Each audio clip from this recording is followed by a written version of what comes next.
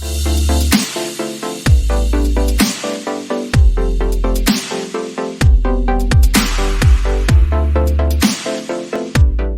की वीडियो में हम डिस्कस करने वाले हैं जो मोस्ट आस्क्ड क्वेश्चन है कि पिग फार्म की हम रजिस्ट्रेशन कैसे कर सकते हैं, इसके क्या फ़ायदे हैं, क्या नुकसान है, कैसे हम अपने फार्म के लिए लोन के लिए अप्लाई कर सकते हैं। तो इन सारी चीज़ों को साइड बाय साइड हम डिस्कस करेंगे।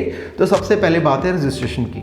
रजिस्ट्रेशन फार्म की आपकी क्यों इंपॉर्टेंट है? क्योंकि सबसे पहले तो अगर आपको कोई सब्सिडी चाहिए, कोई लोन चाहिए या आपको थोड़ा टैक्स से बचना है, तो ये इन सारी चीज़ों को कवर करने के लिए एक फार्म का रजिस्टर्ड होना बहुत ज़रूरी है। जैसे हमने पहली वीडियो में डिस्कस किया कि अब फार्म लेवल पे बोर्स को सिलेक्ट किया जाएगा for semen collection for AI processes.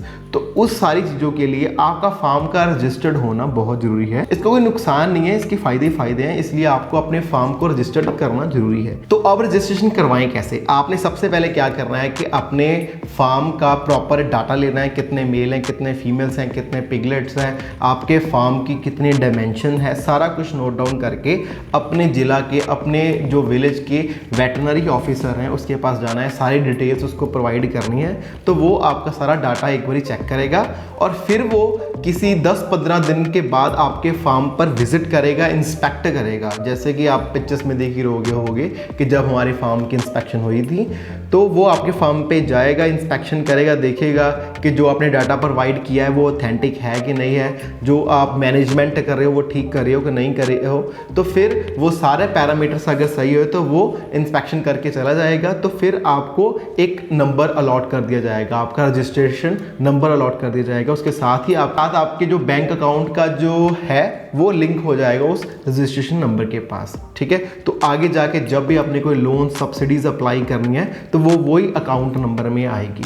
और उस अकाउंट नंबर का एक और फायदा है, जब भी आपने पिग सेल आउट करके आपकी ट्रांजैक्शंस होनी है तो उसी अकाउंट से अगर होगी तो आप टैक्सेस से भी काफ़ी बच सकते हो, क्योंकि अल्टीमेटली बिजनेस में बहुत सारा टैक्सेस आते हैं। तो उस अकाउंट नंबर से अगर आपकी ट्रांजैक्शन इन एंड आउट होंगी आप टैक्सेस से काफ़ी बच सकते हो।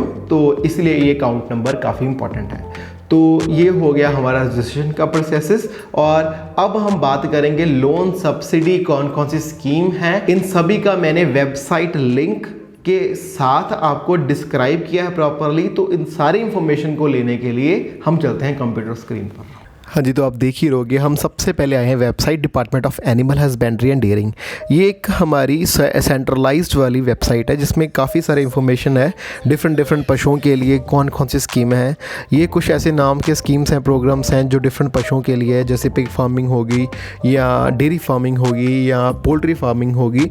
डिफरेंट फार्मिंग के डिफरेंट स्कीम्स हैं, जैसे आप देख सकते हो इसमें नीचे जाके कि ऐसे करके कुछ ना कुछ स्पेसिफिकेशन आती रहती है। जैसे अभी अफ्रीकन स्वाइन फीवर का जैसे आ रहा है तो उसके रिगार्डिंग कौन कौन से प्रिकॉशन बायर है, कहाँ से आपको वैक्सीन अवेलेबल हो सकती है, ये सारी इन्फॉर्मेशन है।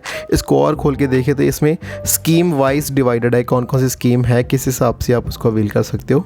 और इसमें जाके देखें तो इसमें हर एक फार्मिंग को तरीके से डिस्क्राइब किया गया। जैसे रूमिनेंट्स होगी, पोल्ट्री होगी, हमारा ये पिगरी डेवलपमेंट वाला प्रोग्राम है, रूमिनेंट्स है, ये सारे इसमें मेंशन्ड है। कैटल डेयरी वाले, बोवाइन ब्रीडिंग वाले, प्लस इक्वाइन वाले, फीड फॉटर वाले, ये सारी चीज़ें हमें यहाँ से अवेलेबल हो सकती है। सिर्फ आपने सर्च आउट करना है।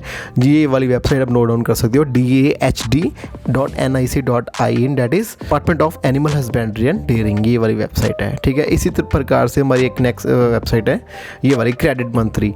जैसे आपने सुना होगा किसान क्रेडिट कार्ड योजना वाली प्रोग्राम जो स्कीम आ रही है, तो उसके बारे में यहाँ पर कंप्लीटली डिस्कस किया गया है कैसे आप उस स्कीम को अवेल कर सकते हो।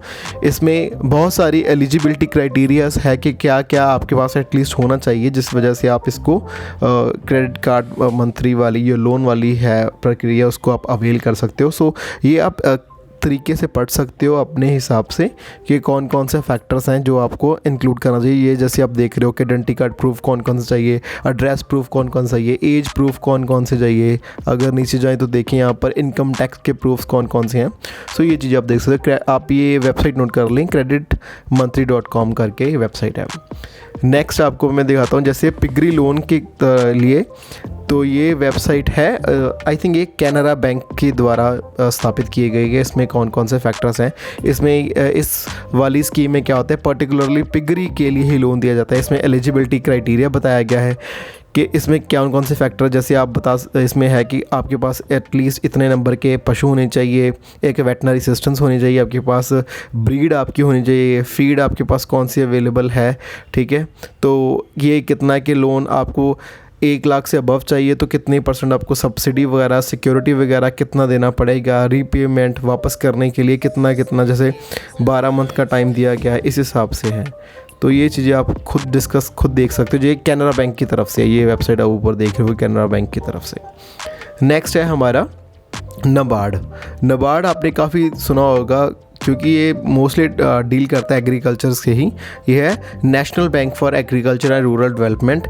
ये ही एक मेन मंत्रालय है जो डिसाइड करता है सेंटर के लिए कौन कौन से स्कीम एलोकेट करनी चाहिए। तो इसमें जैसे आप देख सकते हो कि सिर्फ पिगरी नहीं, हर एक फार्मिंग के लिए कुछ ना कुछ यहाँ पर आपको मिलेगा। ये वेबसाइट पे कोई ना कोई नए सर्कुलर्स आते ही रहते हैं।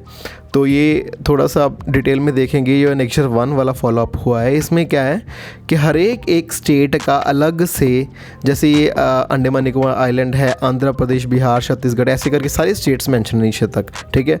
तो इसमें फिर जो जनरल कैटेगरी या दूसरे ट्राइब्स वाले लोग हैं उनको किस हिसाब से कितनी सब्सिडी मिलेगी, तो ये कम्प्लीटली बताया गया। ये है नेशनल लाइफ स्टॉक मिशन 2019-20 के हिसाब से। तो ये आप देख सकते हो। ये नाबार्ड की वेबसाइट है, जैसे ये मैं आपको हाईलाइट कर देता हूँ, आपको देखने में आसानी होगी। nabaard.org करके जिस यहाँ पर आपको काफ़ी इन्फॉर्मेशन मिल सकती है रिगार्डिंग कोई भी लोन, कोई भी सब्सिडी के रिगार्डिंग, राइट। तो नेक्स्ट इस हिसाब से है, मैंने एक निकाल के रखी थी महाराष्ट्र की। तो महाराष्ट्र की स्कीम ऐसे है कि ये सबसे पहले आप देख सकते हो नवनीपुरम स्कीम। ये जो है मिल्किंग एनिमल्स के लिए। तो ये स्कीम है, कितना प्रोजेक्ट है, कितनी सब्सिडी मिलेगी, ये सारा मेंशन्ड है। नीचे आके देखें तो ये नवनीपुरम स्कीम 2 वाला पार्ट है जिसमें गोट्स के लिए है। तो कितने गोट्स होने चाहिए, 10+1 का रेशो है। इसमें ब्रीड्स भी इनफैक्ट बताई गई कौन कौन सी होनी चाहिए, किस हिसाब से सब्सिडी मिलेगी, जनरल के लिए कितनी मिलेगी, ठीक है, इस हिसाब से है। और शेड्यूल ट्राइब्स के लिए 75% है, इस हिसाब से है कि तो आप अवेल कर सकते हो अपने हिसाब से। नेक्स्ट नीचे वाली है हमारी नवनीपुरम स्कीम 3rd वाली, जिसमें पोल्ट्री के लिए स्पेसिफिकली है। इसमें इनफैक्ट अब पिग भी इंक्लूड हो गए हैं, पिगरी के लिए भी है। तो ये वाले आप स्कीम भी, जिसमें फिर कोटा सिस्टम है, ये कितना आप अवेल कर सकते इस हिसाब से। तो कितना आपका क्राइटेरिया फॉलो करना है वो सारा मेंशन है। ये आप देख सकते हो ahd.maharashtra.gov.in.state स्कीम करके है, ठीक है। तो नेक्स्ट इसी तरह ही है, मैंने जैसे अब पंजाब में हूँ तो मैंने पंजाब की जैसे ढूंढी थी। ये वेबसाइट है husbandrypunjab.org करके। ये है मतलब पिगरी की स्कीम प्रॉपरली मेंशन्ड है। इसमें सारा चीज़ें क्या क्या होनी चाहिए, कितना आपका साइज़ होना चाहिए पिग। अगर आपने कोई स्कीम लेनी है तो एटलीस्ट 20+4 का फार्म होना चाहिए, जिसमें 20 हो, 4 बोर हो, ब्रीड स्पेसिफिकेशन है, कौन सी ब्रीड होनी चाहिए, कॉस्ट की बताई गई है, मनी जो मार्जिन है लैंड का उस हिसाब से है, बैंक आपको लोन कितना देगी, ये जनरल कैटेगरी के लिए कितना देगी, फिर ऐसी कैटेगरी के लिए कितना देगी, ये हिसाब से है। आपको प्री पेमेंट कितने टाइम में देना पड़ेगा, 5 साल में। जो बाकी सब्सिडी से अलावा जो इनकम है, जो पैसे, वो कितने इंटरेस्ट पे आएगी, वो है 12% तक करके।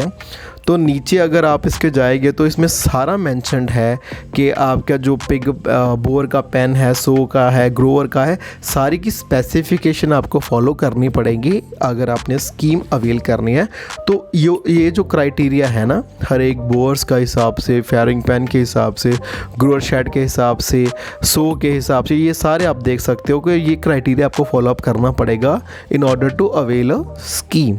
तो ये कुछ पैरामीटर्स हैं, नीचे तक आप देख सकते हो कि पीरियड रिक्वायरमेंट, किचन वेस्ट कितना होना चाहिए, फीड कितनी जानी चाहिए, क्या क्या हिसाब से है, ठीक है। तो ये कैश फ्लो पेमेंट का भी इन्होंने एक एग्जांपल करके बताया गया, रीपेमेंट का मेथड भी बताया गया। ये जैसे शेड्यूल बैक 1.5 लाख है जनरल के लिए, फिर ये कैटेगरी के लिए बैंक लोन कितना होगा, कितना इंटरेस्ट लगेगा, ये सारी चीज़ें मेंशन हैं। ये जैसे आप देख सकते हो इन्होंने 12% लोन लगा के, % इंटरेस्ट लगा के भी आपको दिखाया गया है, ठीक है। तो ये आप कुछ चीज़ें अवेल कर सकते हो। ये फॉर्म नीचे था जो पंजाबी में था, लेकिन वो अभी फॉर्मेट नहीं उठा रहा था कंप्यूटर, इसलिए ये दूसरी लैंग्वेज में आ गया। तो ये फॉर्म्स आप मतलब ये पर्टिकुलर फॉर्म्स है जो आपका ज़िले का, आपकी जो विलेज का वेटनरी ऑफिसर है, सरकारी ऑफिसर है, वहाँ से सारे फॉर्म्स अवेलेबल हो जाते हैं आपको। तो वहाँ से आके आप अवेल कर सकते हो। नेक्स्ट है ये वाली पीएम मोदी योजना, जैसे अभी वेबसाइट आप देख सकते हो ये वाली करके पीएम मोदी योजना, ये भी एक ऐसी योजना जो हर एक बैंक आपको देगा। आपको कोई भी बैंक हो, चाहे वो सरकारी बैंक हो चाहे वो प्राइवेट बैंक हो, उस पर जाके आपको बस अपना बताना है कि किसान वाली योजना पर्टिकुलरली फार्मिंग के लिए कौन कौन सी योजना है, किस हिसाब से है। तो ये क्रेडिट कार्ड जो सिस्टम चला है आजकल, किसान क्रेडिट कार्ड सिस्टम योजना 2022 में जो अवेल हुई थी, वो आप देख सकते हो जाके अपने नियर बैंक्स के जाके कि क्या क्या फॉर्मेलिटीज़ हैं, क्या क्या हमें उसमें करना, मतलब रिक्वायरमेंट एलिजिबिलिटी क्राइटेरिया है, तो उसको फॉलोअप करके आप अपना अवेल कर सकते हो। बस ये कुछ वेबसाइट्स थी जो मैंने ऑलरेडी अपने टूल बॉक्स पे रखी थी कि आपको मैं बता सकूँ कि क्या क्या इन्फॉर्मेशन है जो आप मैक्सिमम अवेल कर सकते हो, क्योंकि फार्मिंग थोड़ी इजी आउट हो सके। इसी हिसाब से अगर मैं आपको बताऊं कि ये तो चलो पिगरी का हो गया, अब डेयरी में भी बहुत सारी स्कीम्स आई हैं। इनफैक्ट पंजाब में लेटेस्टली जो कोई भी आप जाओ अपने वेटनरी ऑफिसर से जाके मिलो, तो फीड के लिए, वो पर्टिकुलरली फीड के लिए मतलब आपके पास एटलीस्ट 2 या 3 एनिमल होने चाहिए, उनकी टैगिंग वगैरह होनी चाहिए, और अब वहाँ से जाके आप फीड के लिए लोन आराम से अवेल कर सकते हो। बहुत सारे लोग अवेल कर रहे हैं। अगर आपको नहीं पता तो नज़दीकी अपने वेटनरी ऑफिसर जाके कांटेक्ट करें कि डेयरी पे कौन सी पर्टिकुलरली जो नई वाली स्कीम आ रही है वो अवेल करें। तो ये कुछ स्कीम्स हैं। इन वेबसाइट्स को आप रेगुलर बेसिस पे चेकआउट करते रहा करो, ताकि कुछ ना कुछ अगर कुछ लेटेस्ट आया है तो वो आपको पता चलता रहे, ताकि हम ज़्यादा से ज़्यादा फ़ायदा ले सकें। हाँ जी, तो ये थी कुछ इंपॉर्टेंट स्कीम्स, कुछ वेबसाइट्स, कुछ जो सब्सिडी लोन्स के जो हैं अलग अलग बैंक्स के, अलग अलग स्टेट्स के, कुछ ऐसे प्रोटोकॉल्स, कुछ स्कीम्स। तो आई होप इन सभी को आप ज़्यादा सर्च आउट करोगे और इन सभी का बेनिफिट लोगे। इसी के साथ आज की वीडियो हम समाप्त करते हैं, फिर आएंगे आपके पास कुछ अच्छा वीडियो लेके। तब तक नमस्कार।